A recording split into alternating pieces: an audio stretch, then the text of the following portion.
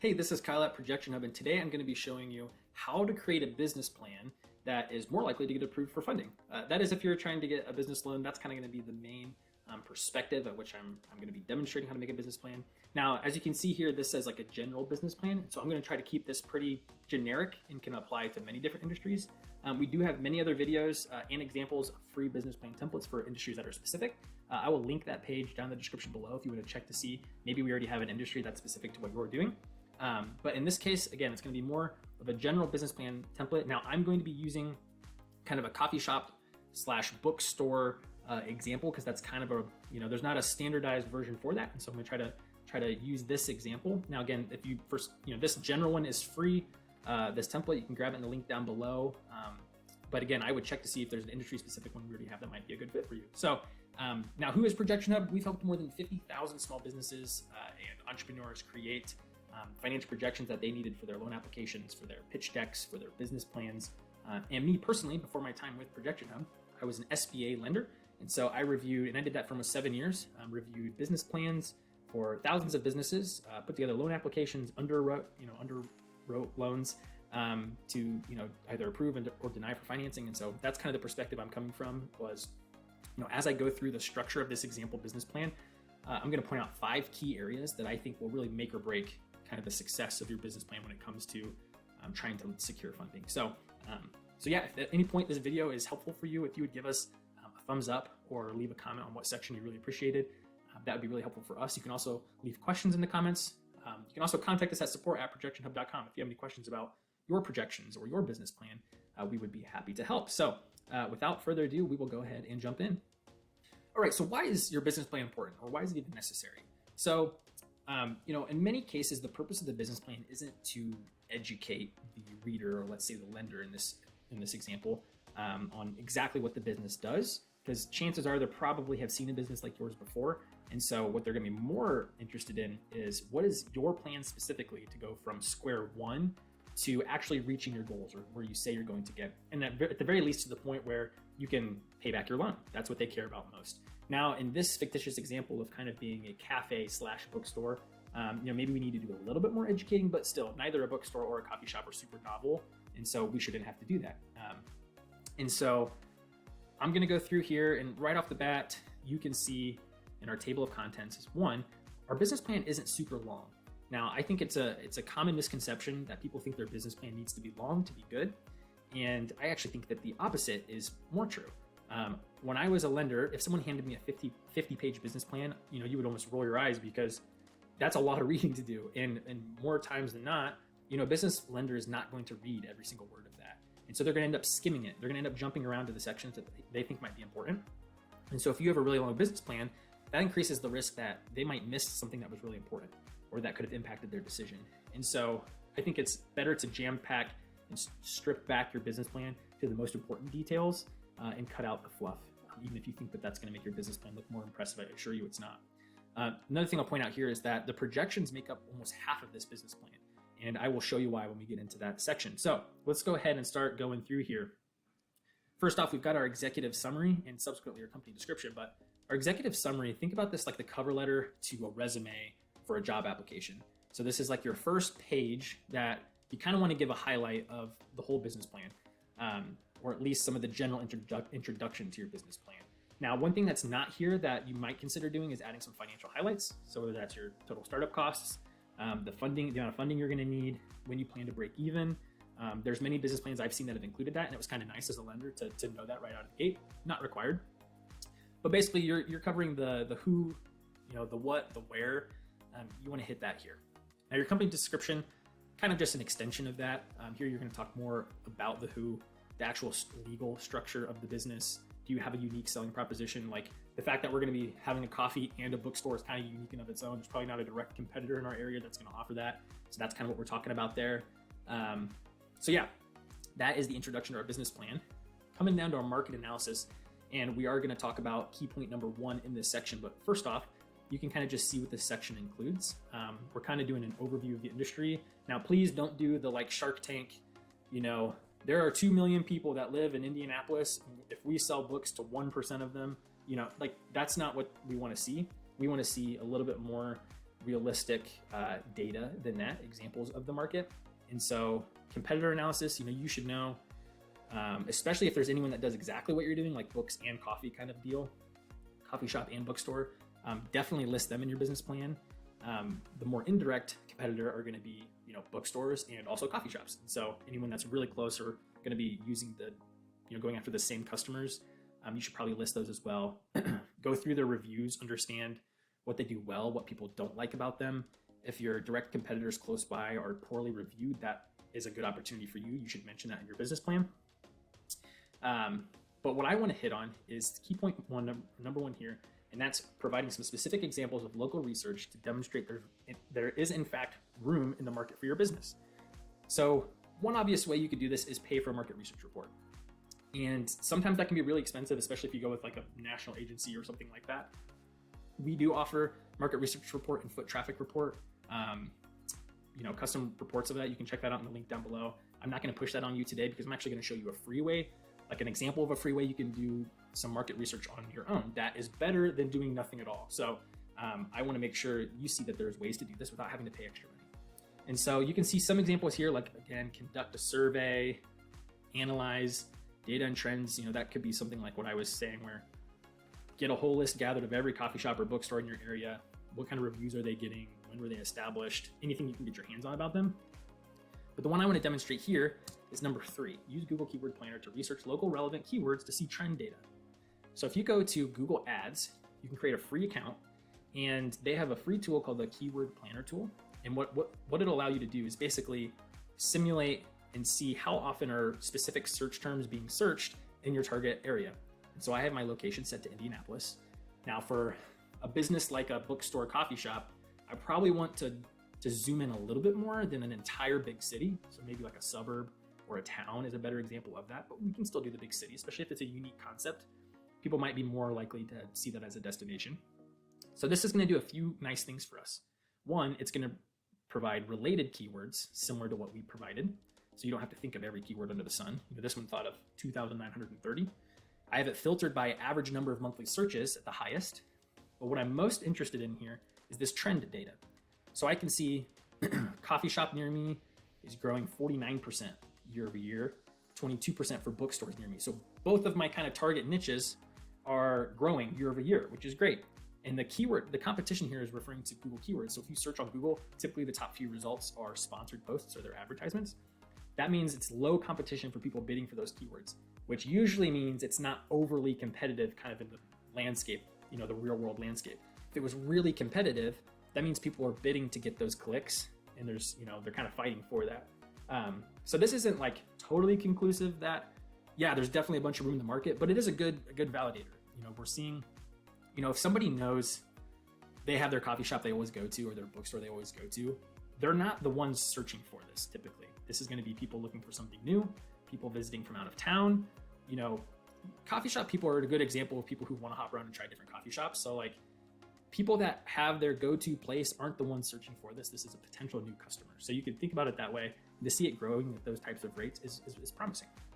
So grabbing screenshots from that, putting commentary on it, putting it in your business plan, that is a good example of some free market research that you've done, and you're demonstrating that there is room in the market for your business. And you can do that for any industry. You're a car shop or a repair shop, or I don't know, it could be anything. Again, that's just kind of a demonstration on how you can do that, and that's better than doing nothing. So moving along, we got our marketing and sales strategy here. Again, you're going to outline what your products and services are. What are you going to charge for those? What's your sales strategy? Are you going to have a website? Are you going to do advertising? This is all kind of the minimum requirement to have this included. But the key point number 2 is we want to demonstrate how we're actually going to acquire those customers. So we just spent time doing a little bit of research, demonstrating, okay, there actually is a market opportunity. Now we need to actually demonstrate, okay, we think we can actually capture some of that market. And so this is a chance to get kind of creative and also impress your lender with your grit or your hustle or your creativity. And so I like to use this word called traction, which is very popular in the tech space. And that is any sort of tangible demonstration of momentum that we can provide, that whenever the day comes to actually officially open the business, that we're not going to be wondering if whether somebody's going to show up, but that we have a high degree of likelihood that we're already going to have customers supporting us. There's 2 examples of traction. The best version is people who are already paying for what you're doing. So if you can come up with an example, like let's say example number 4. Let's say you don't have an official coffee shop open, but you're starting to think about the idea, and maybe you start selling coffee and used books at a farmer's market or a local event, right? And you start forming some relationships, you build some awareness, you're actually making some money. People are buying your coffee, they're buying your books because you have good taste in those books. Those, even if that's small, right? Even if that's just you earn a few $1,000s, that's something worthy of putting in your business plan, because you aren't technically starting from scratch. You've already done it a little bit, right? You have some experience, you have a customer base. And so that's a really great example of traction, even if it's small. Now you can see some other examples here, like organize meet and greets, collaborate with schools. Now I would say these 2 examples are better like post-launch examples. Those are things maybe after we open our coffee shop bookstore. And example 3 and 4 might be things we could do regardless if the business has launched, and we can kind of do them on the side and build a little bit of momentum before we decide to make it official, open the business, try to get funding. So when you think about your specific business, try to think about that. What are some things you could do before you officially launch the business that don't have to cost a lot, but mainly just require, some confidence, some courage, some commitment, and some hustle. This is an uncomfortable thing for business owners to do. But I promise you, when you can demonstrate something like this, anything you can do on the side or moonlight or before you official launch, that means a lot to a lender. And that's coming from personal experience of reading business plans of people who did that kind of thing. All right, so moving on to operations and management. This is more like the logistics of actually running the business. So we want to outline, you can see here in my example use case is how we're actually going to manage our inventory and procuring our books and the merchandise. We also need to add more in here about like running our coffee shop and the details that go into that. But the main point I want to point out in here, so again, these are all kind of minimum requirements, but the main thing I want to highlight in this section is relevant industry experience. Now, when we're talking like the retail space, relevant experience can sometimes be a little tricky to come by, because you could work in one retail industry and pull some experience from that, but you still may be lacking experience in the new coffee bookshop specific material. So the 2 types of experience that would be important to highlight in this example would be, 1, does the owner have experience when it comes to coffee and bookstores in like a business setting or a job setting? And does the owner have experience in the coffee setting when it comes to that? It's okay if the answer is not yes to both of those, but whatever you lack in relevant experience, you need to try to make up for with a partner or key employees that have already agreed to be involved with the project, and maybe they have the necessary experience and can kind of fill in the gaps where you lack that. So again, it's not that you can't launch a business that you don't have specific experience in, but it does just create some more questions from people who are considering giving you a lot of money. And so the more you can do to mitigate their concerns by forming a team that covers all of the bases can really help you overcome that. So, all right, let's move along to the financial projections. And this is kind of the big section, and obviously our specialty here at Projection Hub. So we've got our startup costs broken down. We're estimating our total cost of $300,000. We break that down a little bit of where we're going to get the funding from. We're going to be seeking a loan. We have a little bit of investment, some personal investment. Right here, we have kind of our overview of the first 5 years, our revenue, cost of goods sold. So these are kind of like the high level important details, our key ratios. And then we break down our operating expenses, or like our overhead expenses that will be happening every month for the first 5 years. And then we have a 5-year projected financial statement for income statement or profit and loss statement, cash flows, and balance sheet. Now, 5 years is pretty conservative. Most lenders are going to require 2 to 3 years, but it's safe to have 5 years. And then we have a little break even down here. Now, full transparency, those charts and projections were made using this template.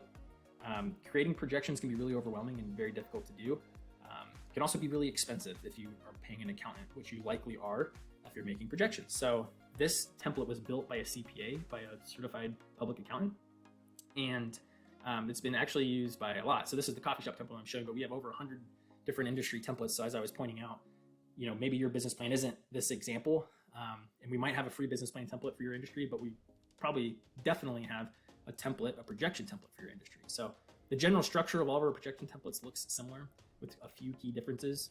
You only edit the blue sections here. So this tab pretty much on every one of our templates looks the same. You'll put in the assets you need to purchase, the loans you're going to have, the investors you need to have. The input revenue tab is the tab that looks the most different from industry to industry because it's custom to each industry. So this looks overwhelming, but again, we're only editing the blue section here, which isn't much information. We're pretty much just trying to figure out how many people are going to show up, how are we going to get them to show up, and then how much are they going to spend and what are they going to spend it on when they get here. And we're going to fill in that information. It's going to do all these calculations for us. We're going to have some simple direct labor, hourly employees. We're going to have our overhead expenses like we already discussed in the business plan. Any salaried employees we'll calculate here. And then it's going to generate all of those charts and graphs that I had copied into the template and these financial statements for us in the format that lenders love. Okay, so that's just a quick overview there. Now, key point number 4 is not to have financial projections, because that's a minimum requirement. You have to have financial projections, especially if you're trying to get financing and you're a startup. Key point number 4 is your projections need to be realistic and within industry norms. Now, it might be hard to know what industry norms are or what realistic actually is. And so what I do and what you should do is create your projections. And then I like to use this tab because it gives me some nice summaries. And then you're going to just start simply Googling things, right? Or you can use like ChatGPT for an example. So let me give you an example. I went to ChatGPT and said, I'm going to have a book cafe and a coffee shop in one. What are some typical key metrics? And let's say, okay, so net profit 5 to 15%. So that's going to be your net income. And right now we're assuming a loss in the first year, and then 16%, 19%, up to 25%. So that said 5 to 15%. So I'm assuming a little bit higher profitability than that, but I don't think that that's crazy unrealistic. Now let's go back over there. Any other ones? Let's see. Let's do gross profit, 50 to 70%. So that's going to be before we would take out our operating expenses, not our cost of goods sold. So our gross profit is 30% in the first year and up to 50%. So that's right in range with what the industry kind of recommendation would be. And so that's just a simple extra step you can do after you make projections that you can do to check to see, like, when someone looks at these, are they going to be, think that we're crazy because we're assuming, we're not being conservative. Like, being conservative is kind of the name of the game when it comes to projections, because we want to give ourselves more wiggle room that if we don't perform as well as we say we're going to, that we still have something to fall back on, right? So we want to set a low bar and then exceed that bar. And so that is key point number 4 when it comes to financial projections. And if you stick around, I'll give you a promo code at the end of the video that you can use on any template. So you can go get your industry specific template. I'll also include the link to go explore a template library so you can find the right template for you. Okay, and then last but not least, well, maybe least, but is what's called skin in the game. Now this applies more specifically to if you're planning to get a business loan or apply for a loan, especially a startup loan. And that is, you need to be prepared to show basically your willingness to share in the risk of making a loan. So if a lender is going to consider giving you money, they want to have an assurance that they're going to be made whole, whether that means you pay the loan back or if they have to liquidate assets, that they're still going to be made whole at the end of the day. So think about this as if like you were trying to buy a house and you ask the bank for a mortgage, they're going to expect a down payment, on the house. And if you would default on that loan, you're not going to get your down payment back, and you're also going to lose the house because that was your collateral on the loan. Very similar concept for a business. If you ask for a $100,000 business loan, the bank might say, we'll give you $80,000 if you put in $20,000, and then they're also going to ask for collateral, right? If you own the building, that's going to be the collateral. If you don't own the building, you'll have to pledge all of the assets, the equipment, and that's still going to probably be a shortfall, which is called unsecured, and they're going to probably ask for personal assets. So you might have to pledge a second on your mortgage or something like that. And I know that sounds really scary. And when I was a lender, oftentimes someone would come to me and say, they had received the advice that they should keep their personal and their business life separate. And I would say that's great advice when it comes to bank accounts and accounting or bookkeeping, but it's unrealistic advice when it comes to financing and getting funding. So you don't have to put this in your business plan, but this is just a reminder that you should be prepared that when you start seeking funding or financing, you need to know what you have available to pledge or what you're willing to pledge and what you're not willing to do. And if you're only willing to go up to a certain point and the lender wants you to go past that and you're not comfortable with that, that's totally your call. But again, that might result in you not being able to get the funding you're looking for. So that's just a thing to keep in mind. And that brings us to the end of this general business plan template example. Again, let me get you that promo code that I promised you. If you use PH20BP, that will get you 20% discount on template of your choice. We have, around 100 different templates to choose from. Let me just show you real quick on our website. Really simple. You can go to view templates and you can see this whole library of them. You can search to find your industry. There's over 100 plus, and we would love to help you pick out the right one. If you're not sure, you can chat with us here on our website. or email us at support@projectionhub.com. We'll be happy to help you, and we wish you the best of luck. Leave this video a thumbs up if you appreciated the content, and we will see you on the next one. Thanks.